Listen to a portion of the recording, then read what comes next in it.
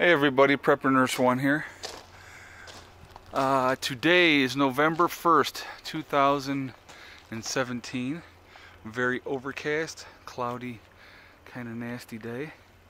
It's been raining off and on, and I'm not even sure how much solar we hadn't brought in very much when I turned the power on earlier. Let me just take a look here while we're in here. Yeah, we haven't really brought in very much today at all. 0.4 and 0.5. So, yeah, it's not a good day for solar. Not a good day at all. Yeah, this, with the rain too, it definitely brings it down. So, anyway, the cats are in and out, but they don't stay out too long. Gonna go in loose? Yeah? Okay, buddy. You can go in. Here. Had the fire going all day, and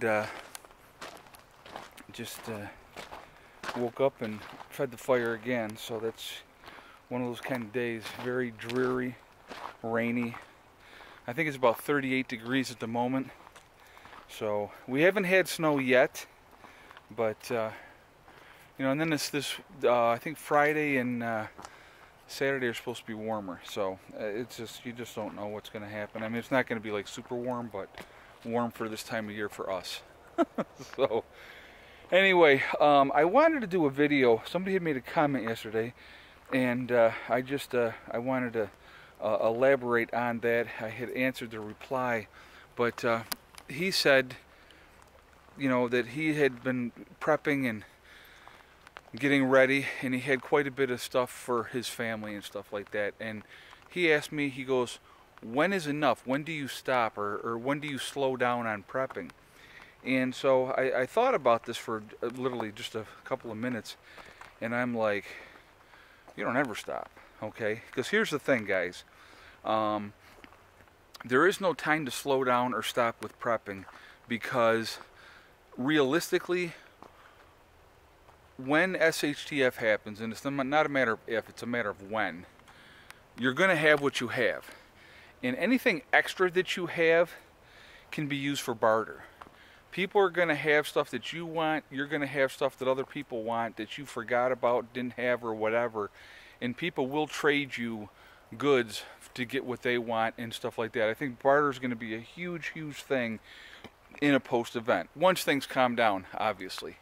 But barter is going to be huge. So if you have a bunch of extra stuff and you've been prepping, I say don't stop. Keep prepping. Keep continuing to do what you're doing. Excuse me, because like I said, whatever you have extra, you know, you're going to want that for bartering. Now, and here's the other thing too.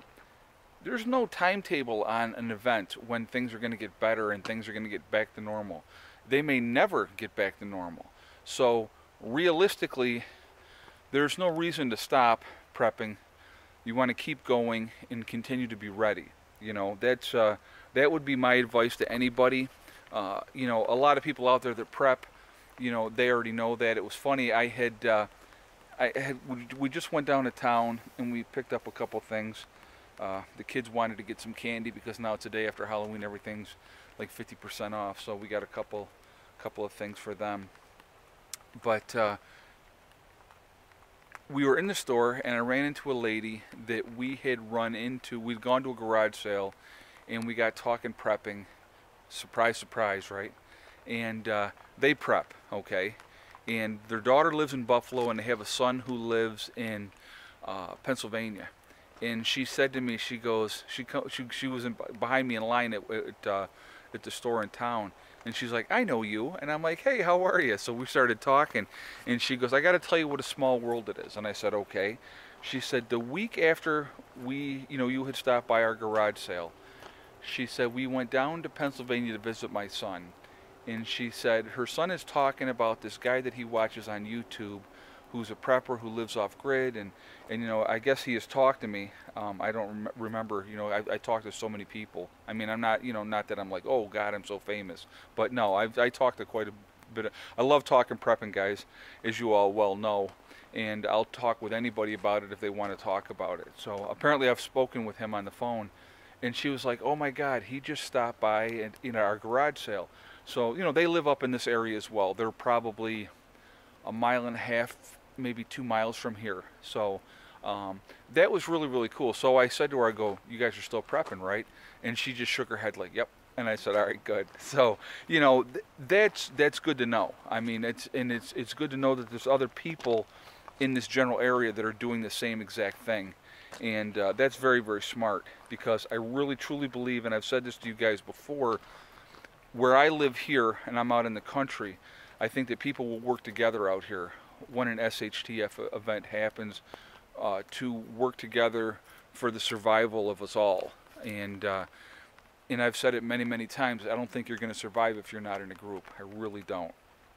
And I watched a really interesting documentary somebody had sent me a link to, and it was about Sarajevo and the siege of whatever city over there. And it was a 4-year type of siege, and what the people went through and stuff like that.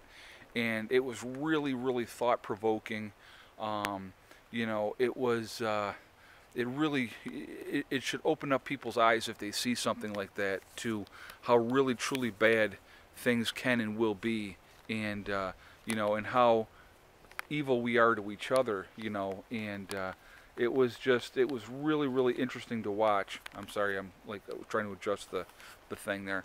It was really interesting to watch, and it just, clean water, food. They're growing, gardens wherever they possibly could, covering their gardens with plastic to try to prolong the season as much as they possibly could once the cold weather came in. And it was really, really cool, and talking about how they survived, and how, they had some humanitarian aid, but it wasn't nearly enough. And it was just really, really an interesting video. It was about a 21-minute video, and I watched it yesterday. So whoever sent me that link, and I don't remember who it was, thank you very much, because that's a real, real true eye-opener to how things could absolutely be in cities and how bad it would be. But it's just I'll tell you guys, I mean, I've talked about it a lot, but the thing is, don't stop prepping. That's probably my biggest advice to anybody. And whenever you think that you have enough, keep going, because there's no such thing as too much, because of the simple fact that, there's always going to be something that you're going to need or want.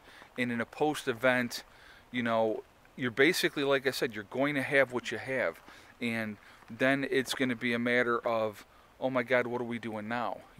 And talking with some people and stuff like that. I think what I'm definitely going to do is, as far as gardening goes, this will be one little area that I'll work on here, obviously, and I may extend this area out as well. But over where I was showing you guys how the soil is over there, I think I'm going to be planting some squashes, cucumbers and stuff that are like really going to spread out over in that area, and really try to utilize that soil over there right in place to make a really nice sized garden over there that I can use.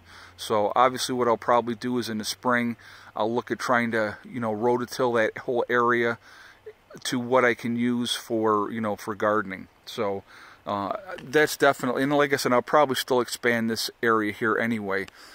I really want to continue to work towards what we want to accomplish here. And there's, like I said, I have a lot of hopes and dreams and a lot of goals that I want to do, and we will get there. It's just a matter of time. Like I said, money, and just sweat equity, basically. But don't stop prepping, guys. Keep going, because, like I said, in a post-event, if you have a bunch of extra things, that can always be used as a barter item. And so I want you to think about that, okay?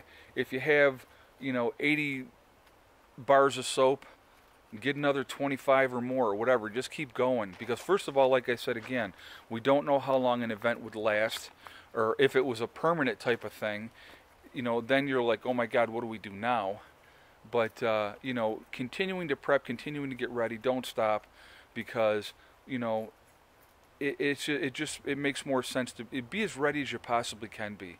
And so I just was talking also with my neighbors behind me today, and they said they got a notification that there's going to be rolling blackouts possible the 4th, 5th, and the 6th is part of this drill for EMP event preparing. So that'll be interesting if that happens for them. I mean, obviously we're not going to be without power, but I thought that was really, really interesting that that's a possibility, that they could have some, you know, they're going to be doing these tests and stuff like that.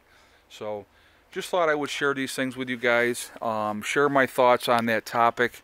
I definitely want to hear your feedback on when do you think it's enough, when do you think is a time to stop prepping. Like I said, for me personally, I don't think there's ever a time to stop. But, you know, that's just, you know, that's my thoughts on that. And I shared, obviously, what I thought. So I definitely want your feedback on this. Let me know what you think. And listen, you know, hang in there, guys. You know, remember, hug and kiss the ones you love. Tell them every day. Tomorrow is not guaranteed. We never know what's going to happen. And remember, STD. It's one step at a time, one thing at a time, and one day at a time.